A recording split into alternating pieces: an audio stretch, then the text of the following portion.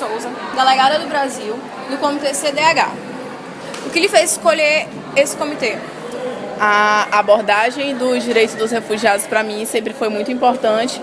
E também o envolvimento que isso tem com os direitos humanos em si, até pelo nome do comitê, que é Conselho dos Direitos Humanos, que é uma área que sempre me interessou muito, que é uma área que eu desejo seguir futuramente e que também, na minha opinião, é muito importante para garantir o bem-estar, saúde, educação e segurança dos seres humanos. Já tem alguma aliança em mente do Brasil com alguma outra delegação? Sim, nós estamos em processo de negociação para atender melhor os direitos dos refugiados e as parcerias estão sendo realizadas entre países que recebem e países que não recebem os refugiados, para não sobrecarregar a economia dos países que estão os recebendo. Nós estamos realizando alianças com países que têm maiores recursos monetários, que têm a capacidade de fazer uma doação para ajudar a manter esses refugiados e também para que não deixem de ajudá-los, mesmo não recebendo-os em território nacional.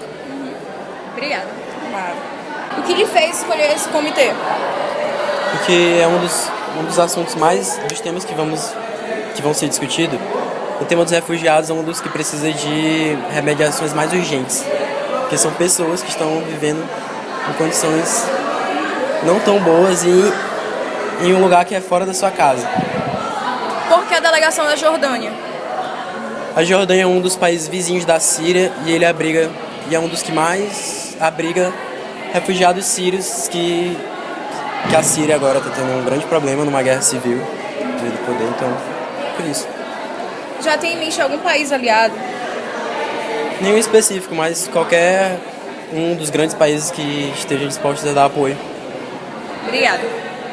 Bom, Brenda, em um determinado momento, a delegada da Suécia levantou a questão do controle das drogas e do repasse ilegal que pode vir a acontecer por parte dos maiores em relação aos menores que não podem fazer a aquisição dessas drogas leves. E também eu queria que você falasse um pouco sobre a questão que em determinados momentos a delegada do Brasil foi atacada pela questão da repressão aos usuários de droga no país. E eu queria que você falasse um pouco sobre isso, sobre essa questão que foi alegado que os usuários de drogas no Brasil são tratados como criminosos e não como doentes. Certo, bem, primeiramente eu gostaria de colocar que, em relação à pergunta da Suécia, foi que a maconha, seus derivados dos Países Baixos, elas só podem ser adquiridas nos coffee shops. E uma das regras estritas desses coffee shops é que nenhum menor de 21 anos pode entrar. Então, de certa forma, isso já coíbe um pouco o uso dos adolescentes e tal. Mas, além disso, uma das políticas dos Países Baixos também é de grande prevenção. Ou seja, são feitas muitas campanhas nas escolas mostrando por que o uso da maconha é errado, por que isso causa danos à saúde. Quais são os seus prejuízos? Quais são os seus prejuízos e por que eles não deveriam usá-los. Então, não é uma política de incentivo, mas sim de informação ao adolescente e o concedimento da liberdade para que ele possa escolher ou não fazer seu uso.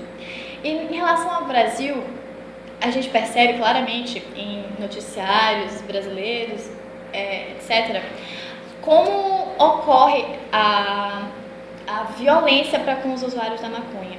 E uma das coisas que o Brasil não deixa muito clara na sua legislação em relação à maconha é que ele não distingue o usuário do traficante. Diferentemente dos Países Baixos, que tem um limite de 5 gramas para usuários, para uso pessoal, e maior que isso, a pessoa é considerada uma traficante, o Brasil não faz uso dessa política. Assim, ele deixa à margem do juiz que está julgando o caso decidir por alto se a pessoa é ou não traficante, assim, só baseando nenhuma evidência concreta, entendeu?